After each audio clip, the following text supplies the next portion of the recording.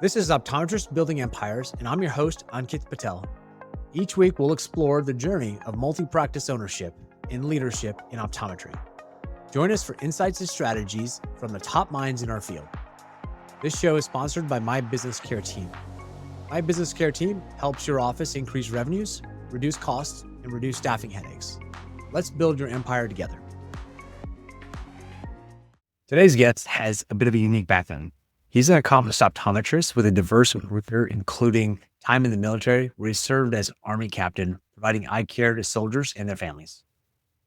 He then transitioned into private practice, where he's instrumental in integrating innovative treatments, including YAG laser procedures, as part of the Mississippi's expanded optometric scope of practice. He's the optometrist and co-owner at Family Vision Clinic, which has 3 locations in Mississippi. He's Dr. Evan Stout. Dr. Evan, welcome. Thank you, Ankit. Appreciate the invitation. It's great to connect with new people as always, and happy to share in the conversation. Yeah, I'm curious. This conversation is going to be good because you and I talked a little bit beforehand, and let's just jump into it. You know, the first question I like to ask everyone is, what was the most important thing that helped you grow your empire? When you asked me that question, I truthfully, I never really have thought about myself in terms of building an empire. You know, when you think about, I guess, your career path and what you do in practice every day, I think for a lot of us, we're just going throughout our day. And I've never really had that, empire building mentality, but certainly it's wound up that way, and I'm happy to be considered in that conversation for sure. I think biggest thing for me is in just my journey along the path that I've been is the people. And you think about, people that have, been there to inspire you, people that have been there to motivate you, people that have been there to support you. Really starts with my family. I think, I have a great support system in my family, a wife and 2 kids, 2 teenage kids. So that's always, we're learning new things every day, but they're really the reason that I do, pretty much everything that I do. And, I think for me, that's my biggest motivation. The people that we surround ourselves really with, make or break you. They certainly can. And I think we're very fortunate in my practice to have a very great team around us. Down to our managers, down to the ParaOptometrics in the practice. We have a really great team around us that does a good job of keeping us going for sure. I'd say really of what we have done as a practice would be possible without the team that we have. You can take it a step further than that and kind of go back and look at the history of the practice. And, my business partner now started our practice about 30 years ago and, started from basically nothing and really laid the whole groundwork. When I joined the practice, we were, just a 1 location practice. And, after that, we, kind of expanded to 3 locations total now. But really, like I said, none of that stuff would be possible without, having that groundwork and the work that he did early on, back 20, 30 years ago, to make us the successful we are. So, when you say all those things together, I think it's really just the people, honestly. And you can, go as deep as you want to on that, but really the people that motivate you, the people that support you every day, and then of course the people that will relate. And in your particular story, how were people instrumental going from 1 to 2 or 2 to 3 locations? Like why were the people that you surrounded yourself so important? What were the key aspects there? Yeah. I mean, you can only do so much as one person, as one doctor. And, it doesn't matter if we have 1 doctor or 3, if you don't have people supporting those, individuals, you're not going to be successful. And, you just have to have that support structure and staff around you. We tried our best, and of course everybody has turnover and there's, those good, staffing issues all the time. But, I think we've done our best really to attract the people that fit well into that kind of mold, people that stick with us for the long term. And, really, if we didn't have those people around us, implementing the systems and stuff that we have in place, that, you can do as much as you want to as one individual, but it's very difficult to go from 1 to 2 to 3 locations or, even more than that. So, you have to have this support. What was that? Because I there's a lot of folks that are probably listening that have 1 location, that have really good staff that have been there for a long time. At least I hope that's the case. They have it. It's hard to find that these days. But let's assume that they have. And what was the what would you say to them in your experience? Like, what was that trigger to go to second location? Like, why did you want to even grow? Yeah, I think it was a vision, and part of this again started before I even joined the practice. So it's probably a vision of my partner now, even before I came along. So kudos to him for having that vision and that framework. I think going from one to two is really just it wasn't necessarily a thing that happened per se, but I think it's just serving the market that we're in. We're in kind of rural Mississippi. We're not terribly far removed from big towns, but most of the areas that we're in, all three of our practices are in pretty small rural towns. And so, we've been in one for 20 years at that point. And, just kind of the natural progression of things, I think, goes to where we have patients in other areas that are driving to see us. We could really do better by them, I think. And pretty much everything that we do, whether it's adding a location or whether it's adding technology, adding a piece of machinery, pretty much all of that goes within the framework of, what's the benefit to the patient? Of course, is it feasible? Can we actually accomplish this thing? But, we want to add value to our patients' lives. And, I think if you're having that mindset or framework about, really any decision that you make, that's kind of where it starts. And so we, saw a need basically where we were in an area, but we had folks coming from, not terribly far away other areas. And, it was just kind of a natural progression to go from, we're here. Okay. It'd be great to expand out here. It's 20, Yeah. 30 minutes away, but it's a totally different, market, so to speak. Like you said, it's about the people, right? And Right. so I think Yeah. one thing that you're saying that I haven't overtly said is that uh, the patients are part of the people too. Right? That's And so right. taking care of Exactly. them sounds like a big part of what you're doing. Yeah, Yeah. take care of your staff, the mentors, everyone you surround yourself, but the patients as well. And that's what it sounds like what drove you to expand. Yeah. Yeah, exactly. And that's, if you don't have the patient in mind, that's who you're there to serve. I mean, we're there to serve staff members, obviously, also and support them in their lives. And I want to be able to support my family, and but all that goes back to taking care of the patient. That's what we're here to do. And if we're not doing that, then we're probably not going to be successful in What are we whatever we do. doing? Yeah, exactly. So what did you run into that you didn't expect to run into when you started expanding to more than one location? Like what were some of the issues and problems you ran into? Yeah, I think, as I got more into ownership and kind of the business side, there's a lot of things that go on as far as decision making and all those things. I would say the biggest thing is I didn't necessarily expect to be in a position where I'm adding locations. So that was never, really what my mindset was. I wanted to graduate optometry school and see patients in practice. And I think the biggest thing that kind of surprised me along the way is how much I actually enjoyed doing the business side. Certainly there's frustrations and there's hiccups along the way. And, there's all kind of things that we deal with every day from, uh, shrinking margins and, trouble with reimbursements from insurance companies and vision plans. And, those are just things that are unfortunately part of uh, the nature of our business. But yeah, I didn't expect to enjoy quite as much the business side of things. And, I really didn't expect to be in a situation where I was, building an empire, so to speak. Adding locations was never on the, in my mind frame anyway, until I really got into that business side. That's been the Makes biggest sense. surprise for me, probably, I would say, is just actually having kind of a passion for it now. It's kind of a growing thing and it's a new thing, but it's certainly something that I've enjoyed over the last several years. Nice. Nice.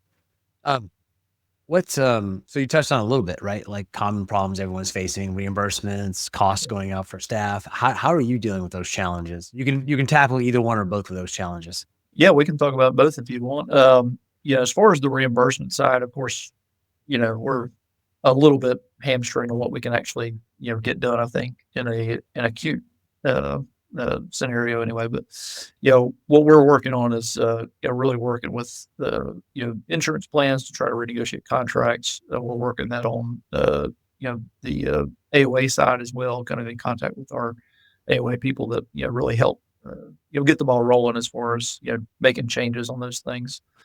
From a staff side, everybody wants to try to control staff cost and overhead. Of course, all those things are important, but we don't. Me personally, I don't really look at staff. eh, I'd rather invest in that than try to control that cost. And what I mean by that is, if we get the right people in to begin with, if we kind of invest some on that side of things, it's where we're not, constantly having turnover. We could really invest in people. And that's really kind of where I my mindset is I'd rather invest in the team that I have, but I'd rather attract new people at the beginning than I would, kind of go back and control cost on that. We try to really, just invest in our people. We really push them to, advance in their optometric career, para-optometric career, if that's the case. We Yeah. really strive for certification. We try to get, our folks on board in that regard, and just taking care of people too. We try to pay people well and attract them and retain them. And, I think that's a big part of I guess our success anyway is having that good team around us. So. That's good. And what, what are some of the things that keep you up at night right now?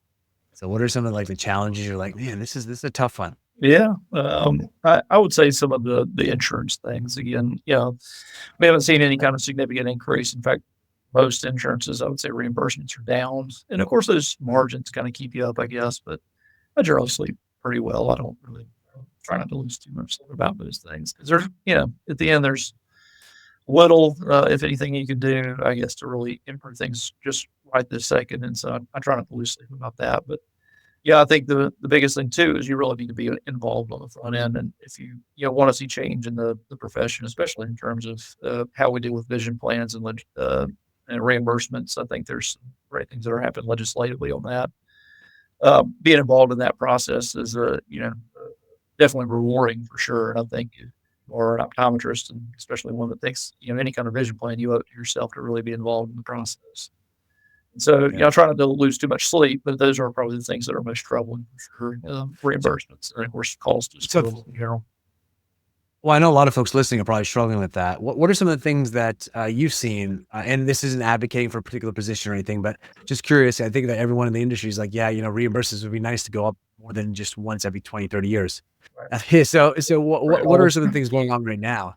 Yeah, exactly. Right. What are the things going on right now that people could participate if they do want to try to move that needle? So yeah, there's a lot of states that have efforts going on to kind of help make it easier to deal with some more vision plans and that sort of thing. AOA's got some efforts as well going on, so those are kind of places to start. The AOA's really forward about dealing with that and other issues, but starting with being involved in the AOA and your state association, those are really the biggest areas where you can make a difference. But even if you're not involved, I'd say just, in general, supporting your state association. If you don't have time to add to it, everybody has a little bit of money they can give. So those are always important things. Just being involved in the process, making sure that optometry is heard. And like I said, if there's a change that you want to see, can't really be too upset if you're not involved in the process. Nice. That's good. Yeah, I think a lot of opportunity there. And it's just, it's interesting because I don't know, we're not going to talk too much about how that works, but I know there are people on the other side, like going into contacts, pushing for legislation other way. So the AOA plays a really key part in making sure to defend the scope and what's allowed in practice. That's right. Yeah, and there's always a give and take there too. There's definitely two sides to every coin, and we just want to make sure that our optometry side is sort of represented. Yeah. And what about, I want to hear a little bit more about your strategies for your people. So you said you talked about getting everyone para-optometric certified. You use the AOA course and then just take the para-optometric courses. And how do you work that in? Do you offer as a benefit? Let's get into the weeds a little bit because I think Yeah, folks might sure. be interested in how you do it. Yeah, we incentivize that, so specifically certification. So we want our people to be well trained, and we want them to be fulfilled in their role. And certainly the para certifications are a good way to do that. There are some great courses. AOA has courses that you can purchase, I believe, or if you're an AOA member, they might be for you. I'm not sure. The Mississippi Optometric Association has its own, the ParaOptometric Association has developed their own course. So we use that for really all of our staff members. It's, if you're an MOA member, it's free to you. If you are not, you can, pay to have that, but it's a great, training tool to get your people on or up to speed and get them to the point where they're able to get certifications. From a clinic perspective, we incentivize that. So there's pay raises that kind of go along with certification levels. So basically, if you're at a certain level and you take and pass the test for each successive level, you get a raise for each year. So we try to incentivize that for our staff and really make it attractive for them to do that.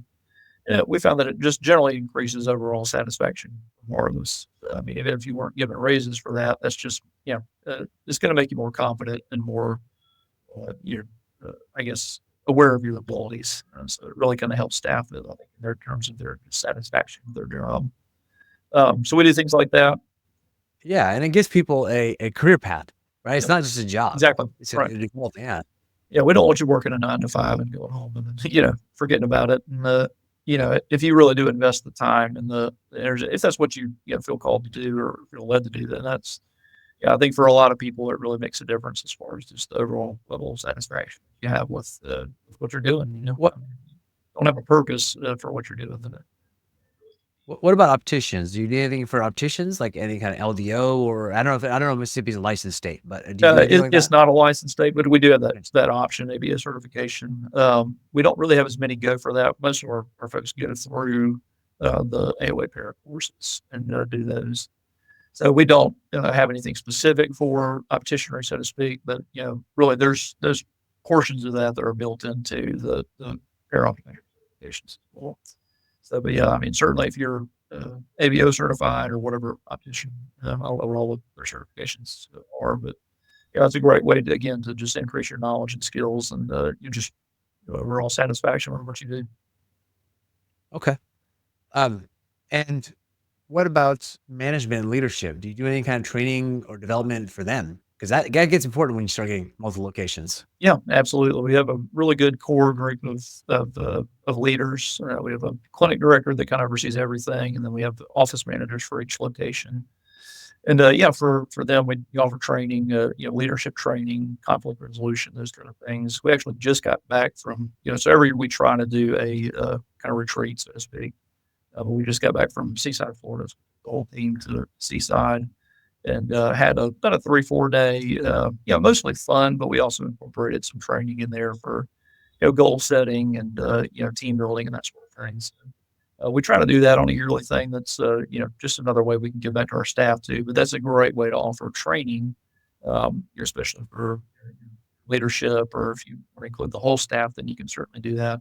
We have our whole staff at that one, or well, everyone that can come in with make it.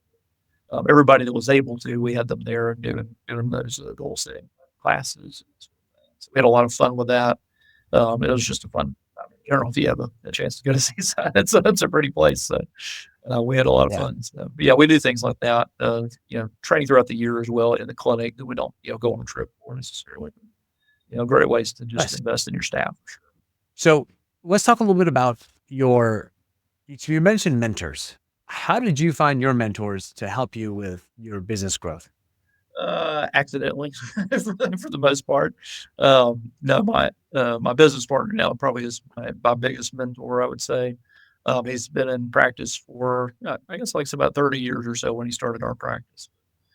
So he is certainly I would say my biggest mentor in the optometric space and really, business in general. But honestly, kind of connected with him through a family friend, and it just so happened when I graduated optometry school, I went to the military for 3 years. So I was active duty Army optometrist for 3 years. Then when we were transitioning back to Mississippi, a very close friend of my wife's family had been working for my partner for 15 years or so, long time anyway.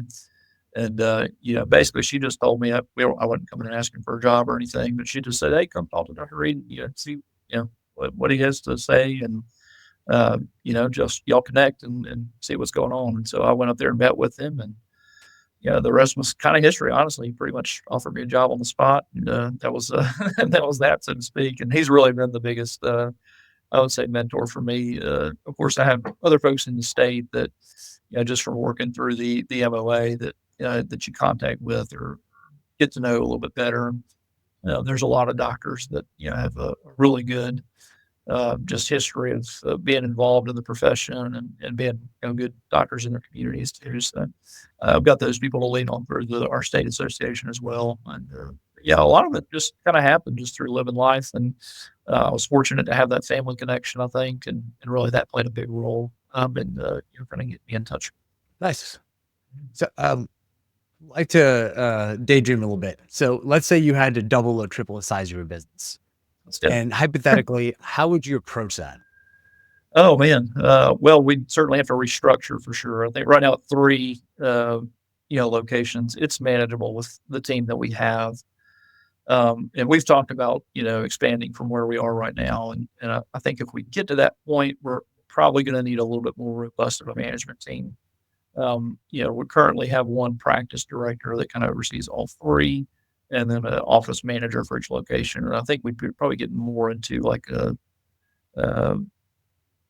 CEO type model, CFO, that sort of thing. So, that would be a little bit of an adjustment for us as far as just personnel and kind of adjusting, the people that we have on the ground every day in each location. But so certainly that would be the first thought in my mind is just making sure we have the right team to, accomplish those things because it's not going to happen, just probably with the people that we have.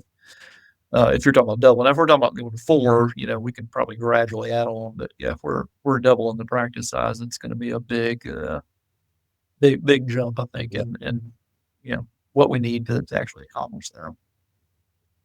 That's a really insightful comment that you're like, you know what, the team got me here. We probably do incremental growth. If we double, we'd have to relook at the whole structure. Oh yeah, It's really I insightful. don't think so. Yeah, you could add on pieces, but yeah, if you're talking about such an institutional change like that, I think it wouldn't be very difficult. I think with the people that we have, we really just need a lot more hours and bodies and things. So. Fair enough. So let's shift gears a little bit. I want to know what makes Evan Evan. So I can you give me some formative stories for you? Like it could have been in kindergarten, could have been high Mhm. school, could have been, a few years ago. Moments in your life where you felt like, hey, this made me who I am. This is a part of my story. Can you give me a story or two like that? Yeah, yeah. Couple that come to mind actually. I think as optometrists, a lot of us have like what got you in optometry or what got you interested in eye care, and a lot of us wear glasses or have that experience of being a young kid that couldn't see and got the first pair of glasses and wow, just worlds opened up, and that was certainly the case for me. I had that very kind of quintessential type experience as about a sixth grader or seventh grader, I guess. So that was one thing that just kind of forms and kind of gets you I guess on the career path of being an optometrist. But after that, I had a teacher in the ninth grade, Miss Probst. She was our honors English teacher in the ninth grade, and she's passed away since. But I remember her telling me at that time, you know, basically she just I don't even know what she was talking about this, but she just looked at me in class and said, "Evan, if you're ever a business owner, I want to do business with you. So I think you're going to be a good business person." And I never really thought about that honestly until I became a business owner, and I kind of reflected back on that. But she saw something in me at that point, I guess, that I don't know if I knew I had in me at that point, I guess, but I think that was still a formative thing to hear that at that age, and then to go back and reflect on that after, whatever 20 years later, after becoming an actual business owner. That there are people that saw this, I guess, way before I did, um, Yeah. and I think that's just a really cool thing to think back about and reflect on at this point. So, Did you ever reach back out to her? no, actually, when I bought the She had passed. practice. Yeah, she'd already passed away, so she, actually Okay. died very young. She was, out of cancer when she was in her 50s. So, yeah, it was, Sorry to hear that. not a good situation, but, yeah, I never talked to her again, unfortunately. I wish I could have, but yeah, it's saw something, I guess, and, here we are. I had a similar story with my fourth grade teacher. She was older when I was in Mhm. fourth grade, and she passed a few years ago, but she was very Yeah, influential. It's similar to you, right? Someone that saw something in you, and yeah, yeah, that's it's always really impactful. It's hard. It's you look back, it's like, oh wow, that was really cool. So yeah, like you said, it's people around you, right? People that people, drive that's right. you around you. Yeah. People that drive you, people that support you, and, yeah, people that pave the way. I don't want to discredit your insight into taking the lessons too, because I could easily see someone else saying like, "Oh yeah, whatever," right? Just Mhm. brushing it off and not listening to the people around them. So I think there's a credit to you too, and there's another thing here to saying like, "Hey, being open and listening, and how could it apply, and Sure. could is it true, and is being open to that." I think that's a trait that's not very common either. Yeah, I think that's that's a trait. You sort of have to have a thing, to really be successful. I think, Mm. you may not necessarily see every piece of the puzzle, but having an open mind and being open to things that others see either in you or around you or things that you can change or impact. I think that's having that open mindset is definitely important. Yeah, absolutely. So last question I have for you is, if you had to go back 4 days after graduating OD school, what advice would you give your younger self now? I would say, well, a couple things. I would not have waited quite as long as I waited quite a bit before I actually purchased my practice. So I would take that on much earlier. No time like the present. Just jump on and get it done. So, now, obviously, do your homework. Don't don't just go into it willy nilly. But doing that earlier on, I definitely would say go back and kind of bite that off a little bit earlier than I did. And the other thing, and I feel like I've done an okay job at this, but I could do better, is just be involved in the process. We already mentioned kind of getting involved in your state association, the AOA. But like I said, there's always things that are being changing or being fought for, and be part of that, especially for your optometric brothers and sisters. I mean, we're all kind of in the same profession and in it together, and I think we have to support each other and really just be present. If you see change that needs to happen or you want to happen, you got to go out and make it happen. So those are Yeah, probably the two too. Just taking more risks, being a little bit more aggressive in the early stage, and then just the involvement overall. that's good insight. And what do you, just so people get to know you as a person, what do you like to do for fun outside of work, if Oh, anything? It's kind of hard yeah, sometimes. yeah, it is. You have to make time for that too. I think I mentioned I have a wife and two kids, and we like to travel a good bit, and really just going and having fun. Anything outdoors, hunting, fishing, play guitar. I play, do a lot of things really. So, whatever strikes my fancy at the moment, that's what we're doing. So, but no, just we have a lot of different hobbies, especially as a family that we spend a lot of time together. And probably traveling's the biggest thing that we like to do. I love planning trips and taking my kids to new places and letting them see different parts of the world, different parts of the country. That's one of the my favorite things to do. Nice. Right. Yeah. So, where can people connect with you if they want to get in touch with you after this, after they hear you speak?